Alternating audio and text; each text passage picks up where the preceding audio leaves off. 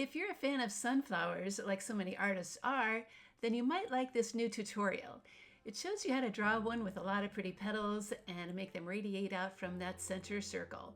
Grab your pencil and some paint and I'll show you how easy it is to do. First, a quick reminder that I recommend adding center pencil guidelines before you start to draw. They're also on all of my tutorials and really do help you work with your entire sheet of paper. Let's begin with a small circle for that center of the flower. It's going to sit on that center line and be about this big. I like to draw one half and then the other, instead of doing it all in one quick swoop. Now it's easier to draw that larger circle around it.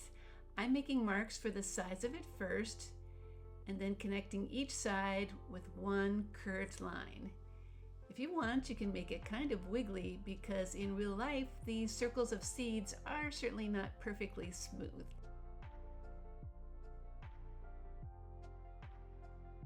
I'm going to add a very light circle inside now, just to help me draw the seeds in a ring. I'm making it light so it can be erased when I'm done with it. Okay, let's begin now with those petals. Draw one at the top, make it kind of wide in the middle with a skinny rounded tip. Now let's draw a petal at the bottom pointing downward. Then if you think of the flower as a clock, draw another petal at the 3 o'clock position and one at 9 o'clock. If we go back now and add a petal kind of in the middle of each of these sections pointing outward, it will help set us up for the final step, which we'll see in just a moment. Now the leftover space between should be enough to draw 2 petals in each. Notice I am leaving a little bit of space between. None of these touch each other, and all can be just a little different. We're not trying to make them all perfectly match. Continue going around and adding petals in those spaces until there's a nice ring of petals all pointing away from the center. This is called radial symmetry. Okay, this is an easier step because all you have to do is add the top of a petal between each of those you just made. If you can, try to make them look a little different because in real life they're never perfectly lined up with each other.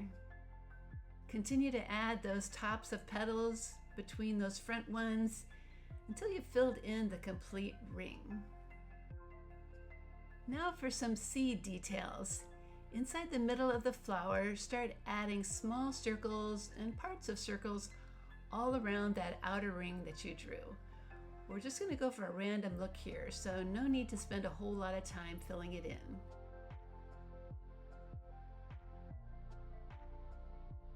When all of those little circle shapes are drawn, then it's a good idea to erase that light ring that we drew so we don't accidentally trace it with our marker. That small circle in the middle now gets some little V shapes added. They can point away from the middle, and they can just be kind of sprinkled around as well. Now for the stem, let's start with 2 lines that are going straight down to the bottom of the paper. A leaf is added on the right, starting with the spine that goes up and curves down. After that spine is drawn, then add the leaf shape around it. And maybe add a few more vein lines for details. The leaf on the left can be drawn a little different. We can start with the outer leaf shape first. It's pretty big, it takes up most of that side of the page. After the outer shape is done, then add some pretty curvy spine lines inside and finish with some lines that attach it to the stem.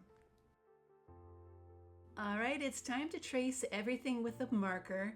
Be sure it's a permanent marker if you plan on painting, otherwise the lines will bleed when they get wet. After the tracing is done, do erase any pencil lines that are still showing because it really will make your drawing look so much neater.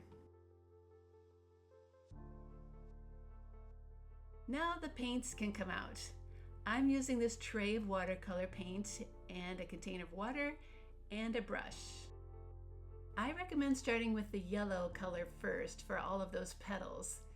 It's a good way to make sure you get it done with a clean brush and water, and all of that yellow stays nice and bright. Work slowly and try to fill in those little tips as best you can. Moving on to the brown center, I'm spreading out paint all around that circle and adding more when needed. It's looking a little dark to me, so I'm also going to add some more water here. Here's a tip you might want to remember. You can always use a tissue and dab at paint while it's still wet to lighten it up. I'm just trying to make my marker lines more visible. Finally, I'd like that outer ring to be just a little lighter, so I'm going to spread out the brown paint as much as I can and add a little water to get a softer look. Moving on to the sunflower stem, that grassy green color that's in the tray will work great for that. The leaves are going to get painted that color as well. Then last but not least, the light blue color in this watercolor set is perfect for a bright sky that looks really great next to all that yellow sunflower color. It does take time to fill in all those shapes, but the results are so worth it. And that, my friends, is how you can draw and paint a sunflower. They do make really pretty paintings with all that yellow and brown color.